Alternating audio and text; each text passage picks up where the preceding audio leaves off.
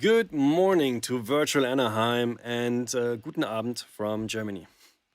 It's a pleasure to be with you all. Although I would have massively preferred to have a big, sweaty, messy, loud NAMM with tons of friends and colleagues from all over the world. Certainly can't wait for that to happen again soon. I do have the pleasure and honor to introduce the next step in our immersive IEM revolution today. What started as a young German startup with a vision a while ago has developed year after year. We're blessed with the trust and friendship of so many professionals all over the world, from small local community centers to international TV shows, from mega churches to the biggest pop stars in the world. We value this and we want to keep giving back by innovating and making IEM mixing a pleasure instead of a duty. 2 years ago, shortly after joining forces with our friends at Digico, we were able to add a haptic element to our immersive mixing hardware with the Digico workflow integration. This was a fantastic success and is loved by monitor engineers all over the world. Today, I'm excited to introduce the next element for tactile control of musicians' IEM mixes. This time not just for engineers, this time for each and every musician in theaters, houses of worship, recording studios and concert stages. Take control of your immersion. Please meet the newest member of the KLANG product family, KLANG Controller. The tactile interface for all of our immersive in-ear monitoring processors, lifting a musician's personal mixing experience to a whole new level. KLANG Controller is exactly what the name suggests. The controller for KLANG. In the next few minutes, you will find out what makes this device special and why is it so much more than just a haptic interface. First of all, let's take a look at the backside and all the connections. There's a network port, which has 3 functions. It powers the unit through PoE. Control, that means it takes care of the communication between KLANG Controller and the KLANG processors, which could be KLANG Fabrik, KLANG 4 or DMI KLANG, or whatever might follow in the future.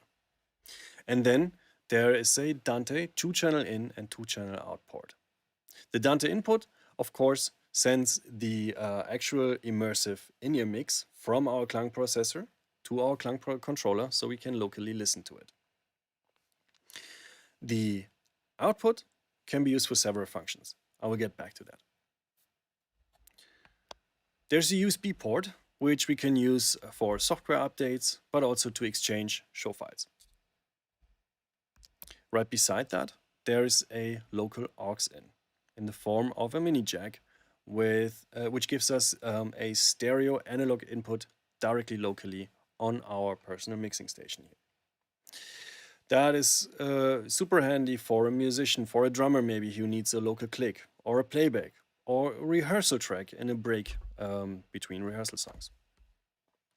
Not only can I add this local input to my in-ear monitoring mix locally on my controller, I can also choose to send that out via Dante into the main system and from there share it with the rest of the musicians. If I want to connect locally an RF transmitter or a bass shaker, a wedge, a subwoofer, whatever, I can do that simply with the XLR lineouts on board. In case I don't have a PoE switch on hand, of course I can power it with a DC power supply directly locally. And then probably one of the most important things for this device is the headphone amp directly on board. There's a 1/4-inch headphone jack in the back of the unit, accompanied by a 1/8 of an inch jack on the front side. Now let's take a look at the bottom of the unit. 2 things to note. First, for rubber feet. That shows us that we can use the device easily as a tabletop device. It can be used on a table, on a keyboard, on a Hammond organ, or if the drummer is, featuring 8 toms and only uses 6, you can just place them on the toms. But a better way would be to mount it on a microphone stand, ideally with the K&M mic stand clamp, which is a great way to just keep the device securely in place, and you can mount it to whatever you need. You can mount it to a table, to a microphone stand, to drum hardware, whatever you need. Turning it again and looking at the top side, you might notice that this is a typical Klang design. It features a super clean interface, which gives me all the information that I need, but it doesn't clutter up the interface with anything unnecessary or distracting. One of the most prominent features are the 8 colored displays. They show me channel name, level, metering, and whatever is interesting at this time. And since they are colored displays, we can use the same color coding that musicians love to use in KLANG App. That makes it very, very easy to find the right channel that I want to mix, because I can just create my own color coding and just give drums a different color than a guitar or a keyboard. Below those, there are 8 rotary encoders with a push and turn function. The push function can be selected by 3 different buttons. 2 of those would be mute and solo. So if I select mute and then I push down on one of the encoders, that will mute the channel or several channels. Same thing for solo. If I select solo and then push down on one of those encoders, it will solo the channel. A handy little extra feature is that once I solo the channel anywhere in controller, this solo button will blink, which shows me, pay attention, something is soloed. You might not hear everything that you want to hear. So in case that happened accidentally, a musician can simply press and hold the solo button for a few seconds, and that will act as a solo clear function. And we can hear everything again in our mix.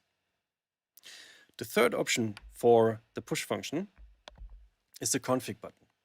If I push that and then I select any channel, that will lay out all the channel controls across KLANG controller. I can see the channel name, I can see the level, I can adjust the level and mute and solo it. Also I have the choice between 2 panning modes for each channel, either stereo or 3D. If I'm in 3D, I can adjust the azimuth, which is the horizontal panning of a signal around my head, and the elevation, which moves the signal above my head or below my head.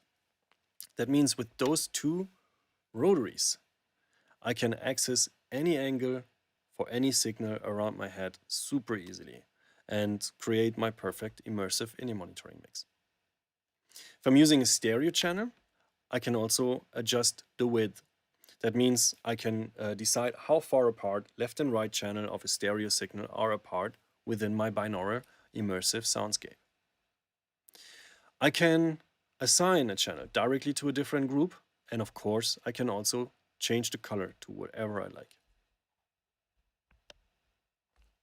On the left-hand side, you can see 5 bank selector keys. The first one would be the groups bank. You probably know the DCA groups from KLANG App already. And the same thing is possible to use in KLANG Controller. We can use 8 groups at a time, including the famous KLANG relative mixing function, which helps to keep the overall volume for each musician in check in an intuitive way, which is a fantastic way to protect the hearing of musicians. By the way, this feature can also be deactivated. That means every musician has a choice between KLANG style relative mixing and classic DCA style mixing. Below the groups bank, we can see 3 channel banks. They give me access to 24 channels at a time. Those channels, by the way, can be mono or stereo channels, which is plenty for a musician to mix themselves on stage. And then we have the Ambience and aux bank. It gives me access to local ambience, I'll get back to that in a sec, the local aux, and then combines those 2 with the actual mix volume in my KLANG processor. Those combined then are sent to my headphone amp. On top of the device, you can see a big main volume button, which makes it super easy to reach it from whichever angle I need to get there. My master volume is what is going out to my headphone amps, right? But there's a little emergency feature. In case I turn it all the way off, it will mute all outputs of controller, no matter if it's the local headphone amp, the local line outs, or the Dante outputs, no matter how my mix is arriving at my ear. In case something unexpected happens and I need to protect my hearing, I can do that easily, directly, with a quick swipe to the left. Now let's take a look to the side of the unit. You can see the KLANG logo and a little bump in the middle of that. This little bump is what we call true ambience. What is true ambience? It's a set of fully digital binaural ambience microphones. They can handle up to 130 decibels. So it's designed to be used on stages, even if they sometimes get loud. It's designed to be placed directly beside a drum set, even if the snares hit really hard. So that's not posing any problem. And having a binaural ambience directly locally with me on stage is a fantastic feature. It's not a local ambience that's just mudding up my mix and, not really giving me any information. It actually feels like my in-ears are transparent, right? As if they're not even there. Not only gets this rid of the feeling of being locked in my in-ears, because it's giving me a binaural ambience exactly in the way that I'm used to from real life.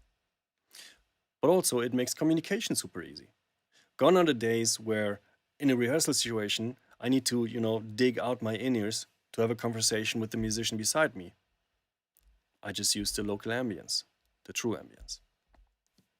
Let's say we're designing a setup with a digital console that features DMI slots. We simply add a DMI Dante card as well as a DMI KLANG card. We need a network switch and a computer running KLANG app for the basic setup of our KLANG processor.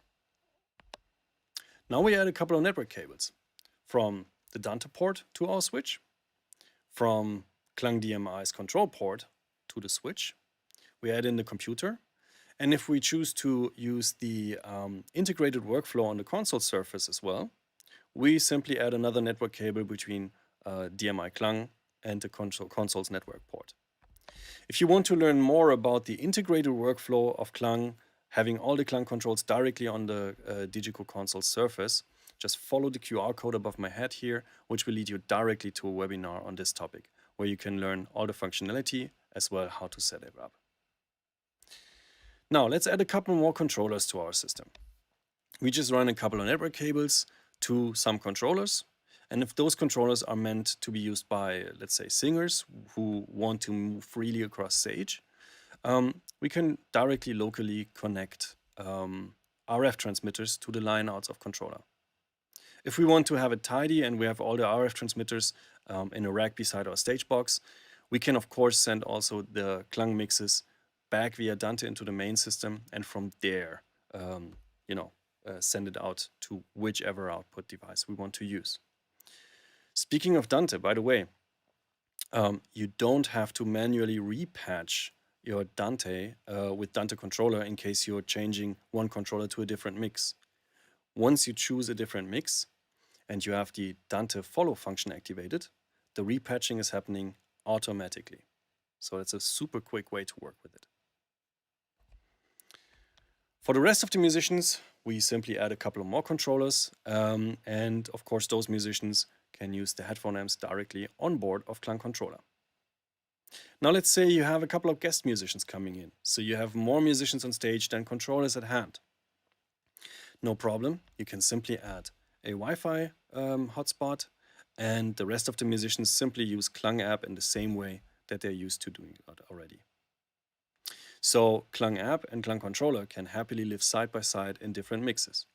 But not only in different mixes, they can also be connected to the same mix, in case a musician prefers to do levels on the tactile interface of KLANG controller, but would prefer to do the placement of the signals on a touchscreen. No problem, it's completely your choice. Now, If we're not using a digital console like a Quantum Series console or an ST12, which features DMI slots, let's say we're using an S21 or S31, it's exactly the same workflow. We just add a DMI Dante as well as a DMI KLANG, and the rest of the setup is completely unchanged. Of course, the same thing is possible with a KLANG Fabrik. We could use MADI for the inputs to Fabrik and the Dante port of Fabrik to connect it to the rest of the system, including our controllers. Same thing is true for KLANG 4. Even if you're using a different console that is not made by Digico, that's no problem at all. You can use KLANG Fabrik, KLANG 4, or even a DMI KLANG housed in an orange box to connect it to any mixer that is out there. The rest of the system, again, is unchanged, and you can use your controllers in all kinds of situations. Another very, very interesting use case, of course, is studio. So for studio recordings, it is as important, if not even more important for musicians, to have a perfect in-ear mix. And a binaural in-ear mix protects their hearing, it gives them more transparency, it's more relaxing for the brain, especially for long recording sessions. So of course, KLANG Controller is a perfect tool for studio recording sessions as well. You simply connect your audio interface with your KLANG processor of choice, and the rest of the setup is exactly in the same way as I described it before. If you're using a KLANG Fabrik, you can even use the optical ADAT outputs of your audio interface to feed the KLANG system with audio. Super simple. All right, as promised in the chat before, we do have a little bit time in case there should be any pressing questions, in case I forgot anything in the presentation a minute ago. So feel free to just type them in here. In case you don't remember any questions right now, I will put an email address into the picture in a couple of minutes. So you can always get in touch with us. Let us know what you think. Let us know where you would like to use KLANG Controller. And yeah, we're happy to work with you on that. I saw not really a question, but I saw a comment from Chris. Displays look familiar. Wonder where else I have seen those.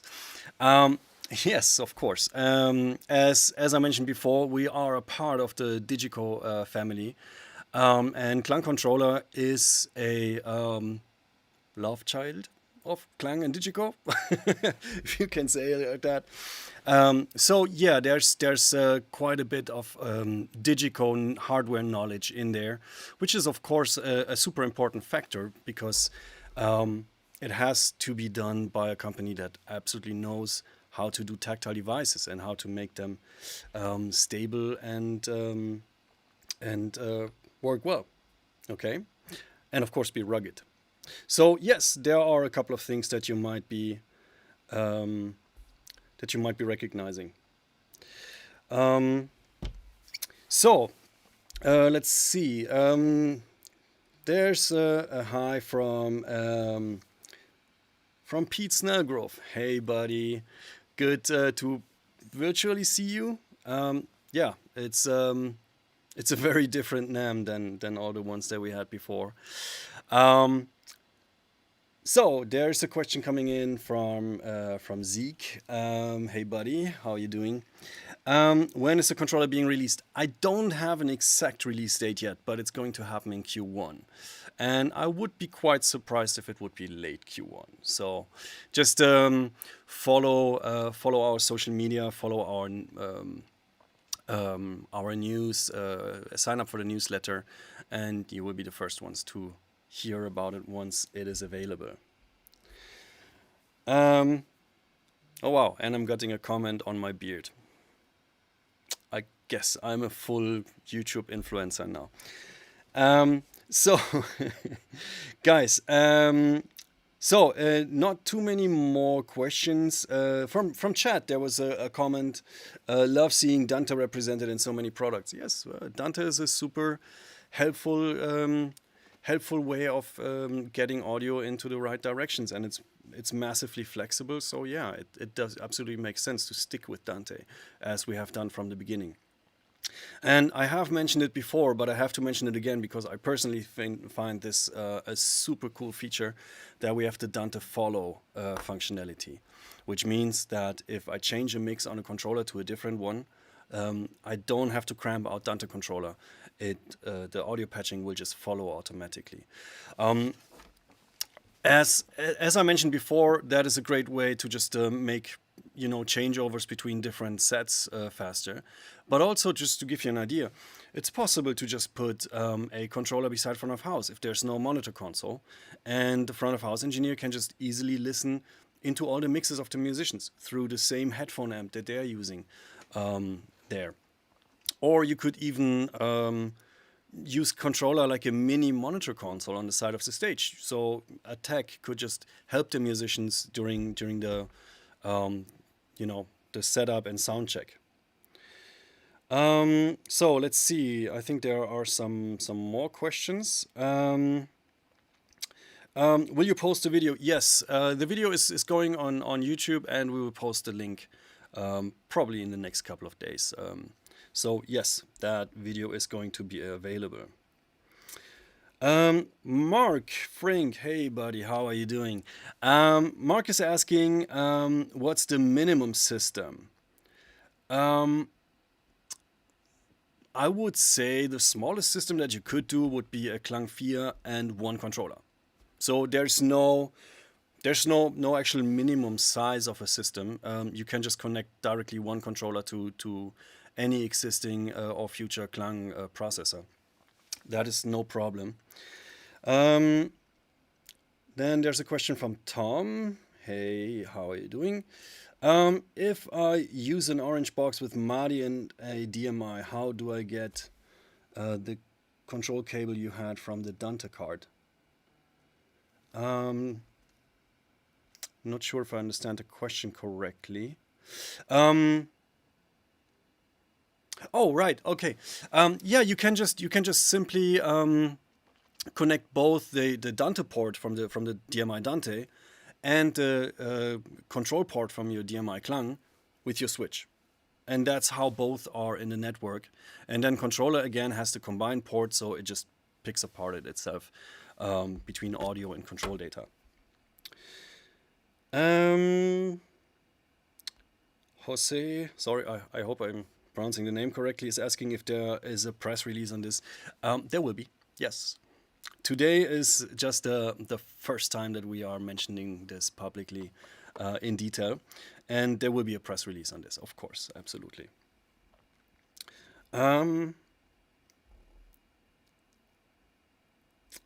Zeke is asking another question. In the future, will the offline editor allow you to design a controller? Well, we don't have an offline editor at this time. However, it's quite high up on the wish list. But of course, you can do that. Also, you can do the full setup of the system with KLANG app super comfortably.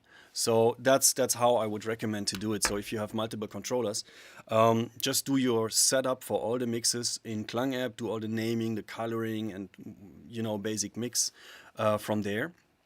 And once a controller is connected to the mix, all that information is available to it. And by the way, not only that, if you're using a full Digico and KLANG system, so you're using an SD or Quantum console with the console integration, that makes it even easier. So if you name all your channels on the console, that will of course be sent over to the KLANG processor, and through that, of course, through controller. So even if you change a label, that will also be changed on the controller, even in the middle of the show. And of course, you can use the Digico offline editor to prepare your mixes to whatever you want to do. And that, of course, in the same way, will be spilled over to the KLANG processor, and through that to KLANG controller. So let's see. Michael is asking if I already mentioned the price. No, I did not. The price will be released very soon. What I can tell you, it's if it's a competitive price. Let's put it like that. All right. So let's see if there's any further questions. No, I think I got back to all of them so far. Oh, there's another form from Marty. Hey, any plans for 2-port controller so Dante can run in redundancy? Great little box. Thank you very much for the comment on the great little box. I would agree, it's a very great little box. We don't have plans to do that at this time, simply because from how we know installations on stages and fixed installations, getting rid of cable mess is a quite important factor, right? So controller can be powered and run and sourced with audio with one network cable. So that keeps it super clean. Who knows what's coming in the future, but there are no current plans for that. Okay, I think that's it.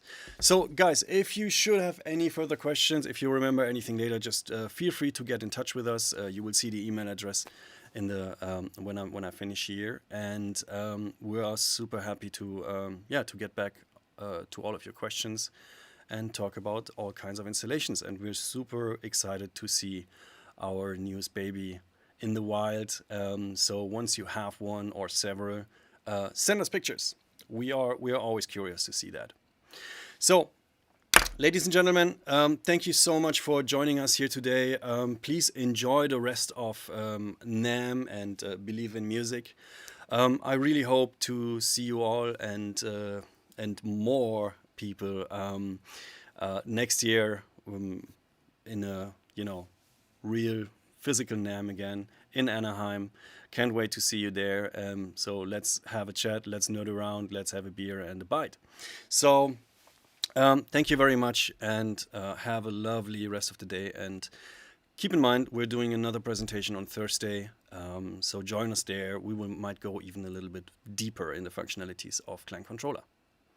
Thank you very much, and bye-bye.